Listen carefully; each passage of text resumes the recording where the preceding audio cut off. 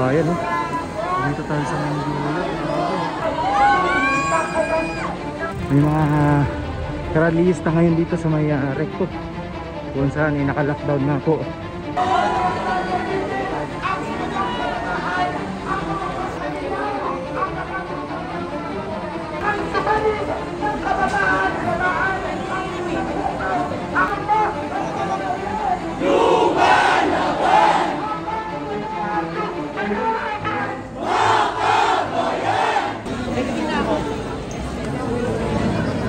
Ayan, dami na yun.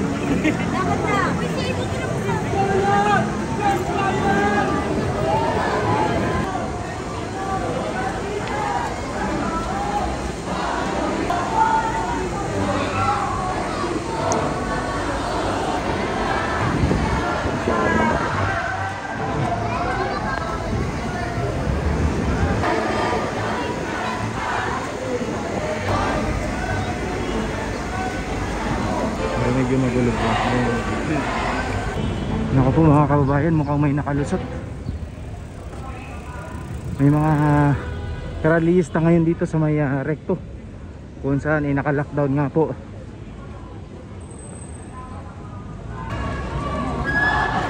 Naku, mga Gen Z to, mga nakaitim lahat to.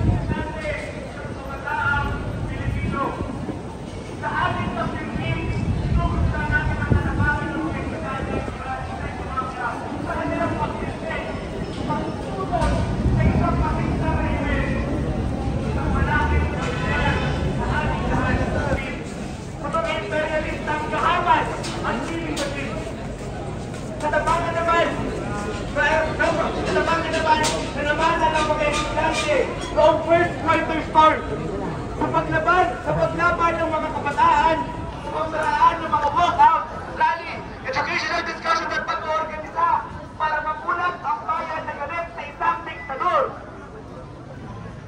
Ngayon, andito tayo, mga estudyante at mga kabataan, galit na galit sa hirap ng ating araw-araw na buhay. Andito ang mga estudyante, galit na galit at matatapang, at hindi sila takot sa panunupin ng Estado. Kahit ilang beses niyo magsumpina ng mga student leader na nag-representa sa amin na nababat mga iniing, hindi kami matatakot. Mga kasama, kahit ilang sumpina, kahit ilang watermelon, kahit ilang pilgas, ang kabataan ay nandito para lumaban sa karapatan ng bayan.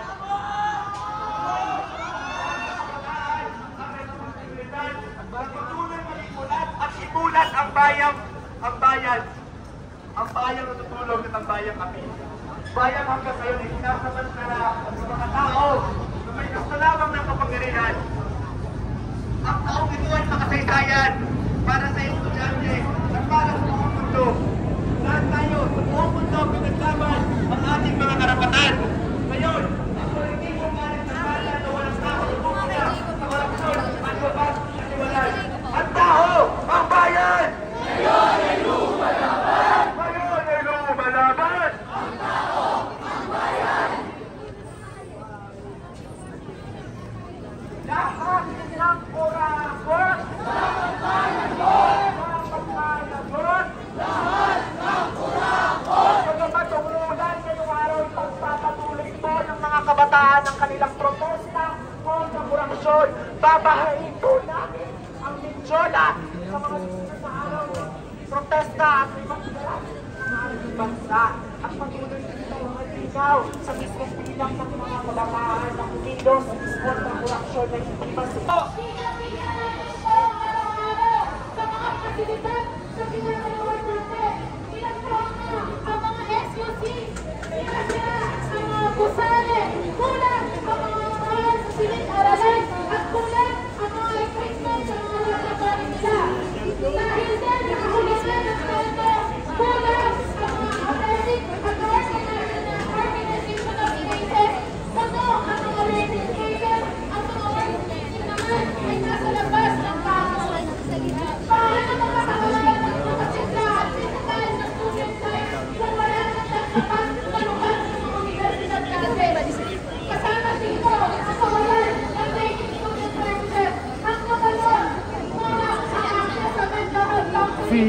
Gerald andito sa inyo.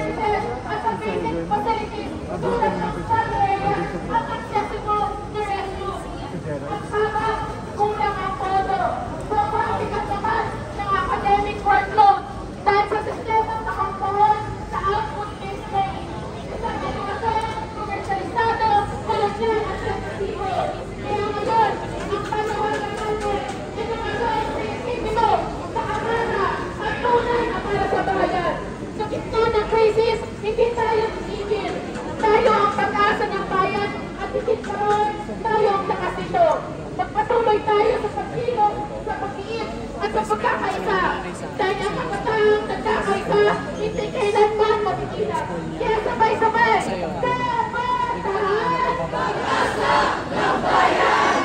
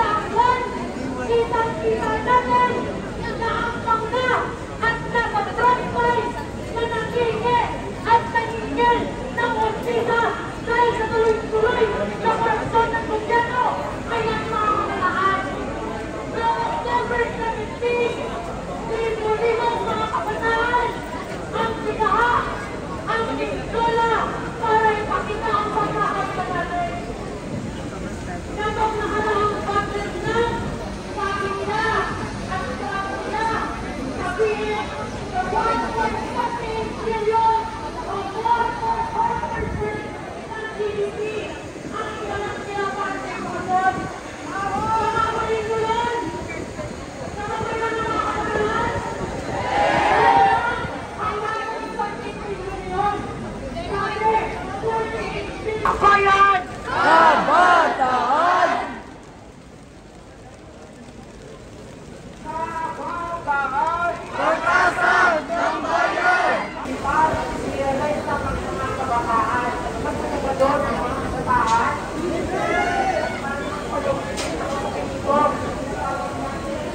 Mula sa University